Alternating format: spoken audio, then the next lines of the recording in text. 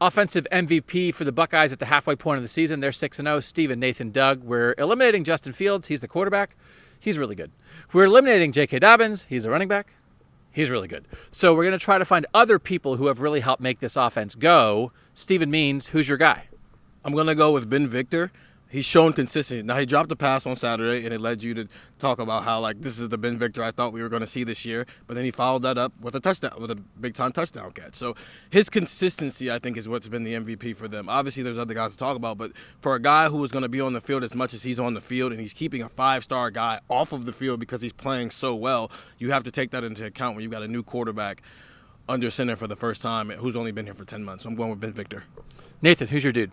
I'm going with Luke-farrell, a tight end, starting tight end on this team. And I know they go pretty deep in this tight end rotation. They have, I think, only like 10 receptions through the first 6 games, which might be less than people might have expected at this point. But Farrell exemplifies why that's still a success. He's a guy who goes out. In order to be a team at Ohio State's level, you have to have guys doing grunt work at an elite level. And then, when those few opportunities show up, he makes the most of them. He did that Saturday night against Michigan State, catches a pass at the 10-yard line, crushes one of the better linebackers in the Big Ten, and goes the rest of the way for a touchdown.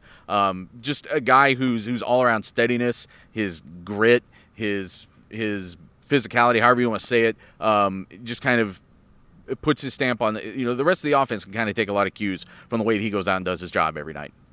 I was trying to see if I get the stats up by the time you got finished talking, and I kind of did. I wanted to see how many receptions KJ Hill has. He has 27 receptions, and that leads the team. Josh Myers at center is another candidate for me. The offensive line has been really good as a whole, but I think like last year they put Michael Jordan, a guy who wasn't a center, at center, and it kind of was a little hinky. Josh Myers is very comfortable there and playing very well. But I think KJ Hill, with 27 catches, he had a third down catch in that Michigan State game that kind of got him going a little bit. And while there's a lot of other stuff swirling around and there's some newness to what they're doing, KJ Hill has been Mr. Reliable. He's the second all-time leading receiver in Ohio State history right now, and he continues to be Mr. Reliable. And I think maybe he doesn't have quite as many catches, 27 in 6 games. That's actually probably about on pace for what we thought. But it's like, don't forget about that dude, because other people are flashing for sure. But I still think if they do have tough games coming up, when the going gets tough, I still think KJ Hill is going to be a guy that's going to show up on third down, that's going to show up when they need him, and he's been doing that his whole career here. Steven, Nathan, Doug, try our texts. I'll text you once or twice a day.